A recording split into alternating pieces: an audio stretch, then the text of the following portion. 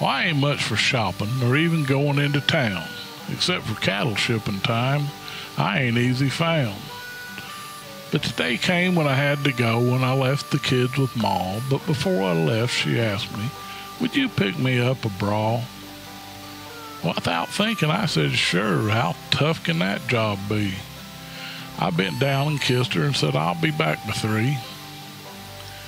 When I got done the things I needed, I started to regret ever having offered to buy that thing. I was working up a sweat. I crossed the street to the ladies' shop with my hat pulled down over my eyes. I wasn't taking any chances on being recognized. I walked up to the sales clerk. I didn't hem nor haw.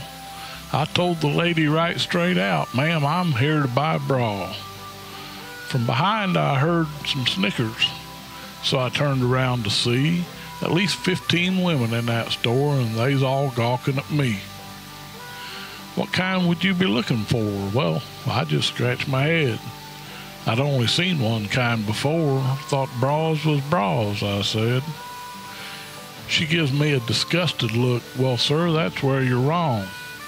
Come with me," I heard her say, and like a dog I tagged along. She took me down this alley where bras was on display. Well, I thought my jaw'd hit the floor when I seen that lingerie. They had all these different styles that I'd not seen before. I thought that I'd go crazy before I left that women's store. Well, they had bras you wear for 18 hours and bras that cross your heart.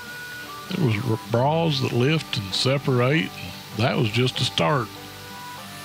They had bras that made you feel like you weren't wearing one at all, and bras that you can train in when you start out when you're small. Well, I finally made my mind up, picked a black and lacy one.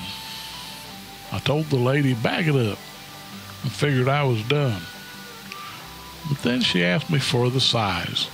I didn't hesitate. I knew them measurements by heart. 6 7/8. 6 7/8? Well, sir, that really isn't right.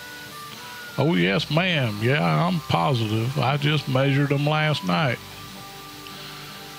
Well, I thought she'd go into shock. Must have took her by surprise when I told her that my wife's bust was the same as my hat size. Well, that's what I used to measure with. I figured it was fair. But if I'm wrong, I'm sorry, ma'am. This drew another stare. But now a crowd had gathered round, and they's all cracking up when the lady asked to see my hat and measure for the cup. When she finally had it figured, I gave the gal her pay. Then I turned to leave the store and tipped my hat and said good day. My wife had heard the whole story before I ever made it home. She'd talked to 15 women who called her on the phone. She was still laughing, but by then I didn't care. Now she don't ask and I don't shop for no more women's underwear.